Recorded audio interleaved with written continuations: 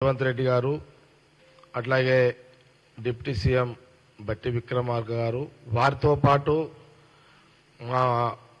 మా సీనియర్స్ మా ముఖ్య నాయకులు మంత్రులుగా ఉన్నటువంటి ముఖ్య నాయకులు నియోజకవర్గాలలో కాంగ్రెస్ పార్టీకి సంబంధించిన గెలిచిన శాసనసభ్యులు కానివ్వండి ఓడిపోయినా అక్కడ పోటీ చేసిన మా నాయకులు కానివ్వండి రాష్ట్రంలో ఉన్నటువంటి కాంగ్రెస్ పార్టీ సీనియర్ నాయకులు కానివ్వండి జిల్లా ప్రెసిడెంట్లు కానివ్వండి జిల్లా నాయకులు మండల నాయకులు బ్లాక్ ప్రెసిడెంట్లు పార్టీ ప్రెసిడెంట్లు యూత్ కాంగ్రెస్ ఎన్ఐసివై అట్లాగే మహిళా విభాగం ఫార్మర్స్ ఇట్లా అన్ని సెల్స్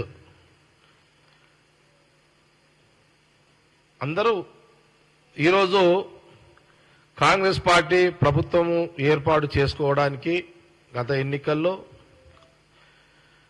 సోనియా గాంధీ రాహుల్ గాంధీ గారి యొక్క నాయకత్వంలో మా ఆల్ ఇండియా ప్రెసిడెంట్ ఖార్గే గారి యొక్క నాయకత్వంలో మరి ప్రియాంక గాంధీ గారి యొక్క పర్యటన వారి నాయకత్వంలో వారి మీద నమ్మకంతో మరి ఒక 6 పథకాలు పేద ప్రజలను ఆదుకోవడానికి ఒక 6 పథకాలు సోనియా గాంధీ గారు ప్రకటించిన తర్వాత ప్రజలు నమ్మిర్రు విశ్వాసాన్ని చూపించి వాళ్ళు విశ్వసించారు కాంగ్రెస్ పార్టీ సోనియా గాంధీ గారి యొక్క మాటని రాహుల్ గాంధీ గారి యొక్క పర్యటనలను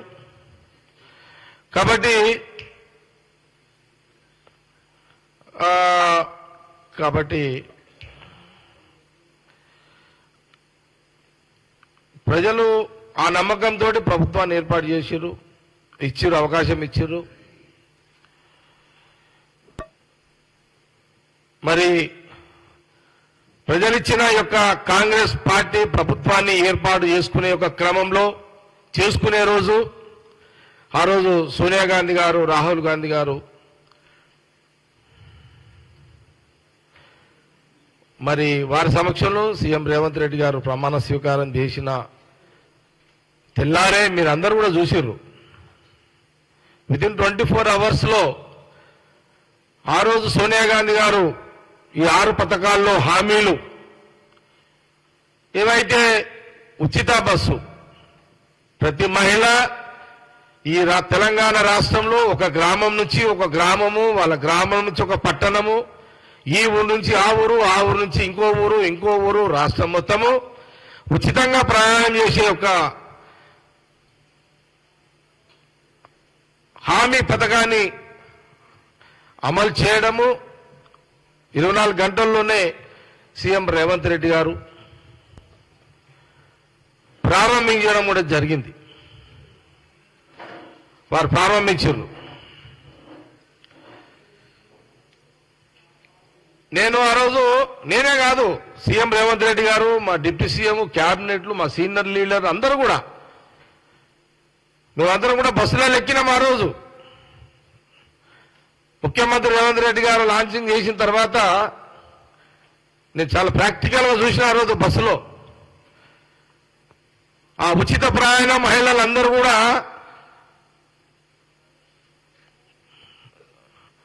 బస్ ఎక్కడము ఫ్రీగా వాళ్ళు ప్రయాణం చేయడము ఒకరికి 20 రూపాయలు మిగిలొచ్చు భారంగా అంటే వాళ్ళ మీద వనకపోవచ్చు ఒకరు 100 రూపాయలు ఒకరు 200 చాలా ఆనందాన్ని వ్యక్తం చేశారు మహిళా లోకం అంతా కూడా తెలంగాణ ప్రజలు మహిళలు ఆ రోజు ఆ ఉచిత బస్సును చాలా సంతోషాన్ని వ్యక్తం చేశారు students college students high school students ఆడపిల్లలు ఉచితంగా ప్రయాణాన్ని వాళ్ళు చాలా వాళ్ళ సంతోషాన్ని వ్యక్తపరిచారు ఆ రోజున ఇది ఒక బ్రహ్మాండమైన మహిళా ఉచిత ప్రయాణం ఆర్టీ బస్సులో అనే ఒక స్కీమ్ గురించి వాళ్ళు చెప్తుంటే నాకు కూడా చాలా సంతోషం అనిపించింది ఆ పథకం గురించి ఆ మహిళలు చెప్తుంటే నేను ఆ రోజు బస్ కండక్టర్ని అడిగిన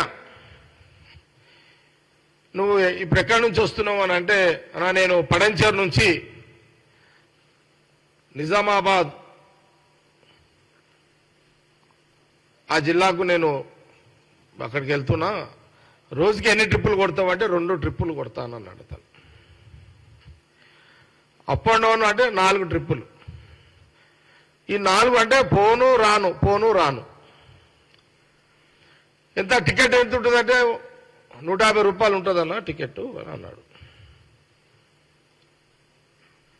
రోజు ఎంతమంది మహిళలు ప్రయాణం చేస్తున్నారు నీ బస్సులో?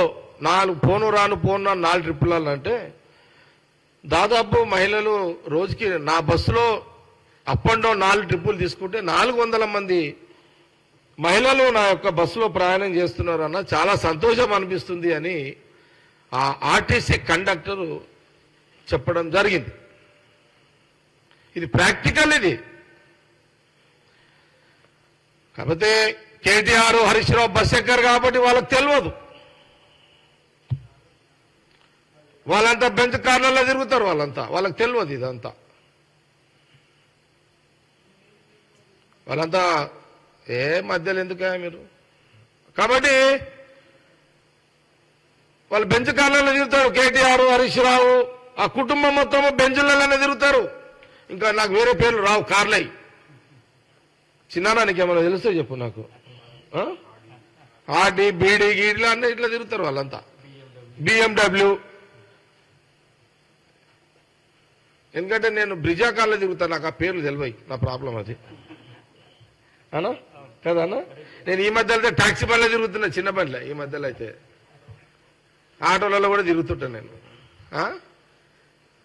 కేటీఆర్ గారు హరీష్ రావు గారు మీరు బాగా అసెంబ్లీలో రెచ్చిపోతున్నారు. అరే గవర్నమెంట్ వచ్చి ఎంత రోజులైందా? వచ్చిన 10 రోజులకే రేవంత్ రెడ్డి ముఖ్యమంత్రి అసెంబ్లీ పెట్టిండు. మీకేమైనా జ్ఞానం మీకేమైనా ఉందా? మీకేమన్నా 5 ఏళ్ళు నేను సరే బ్యాడ్ లక్. ఇక టైం బాగలేదు. గవర్నమెంట్ వచ్చేటానికి నేను బయట ఉన్నా కానీ నేను లోపల ఉంటే ఆడుతుంటే ఆట వీళ్ళతోటి.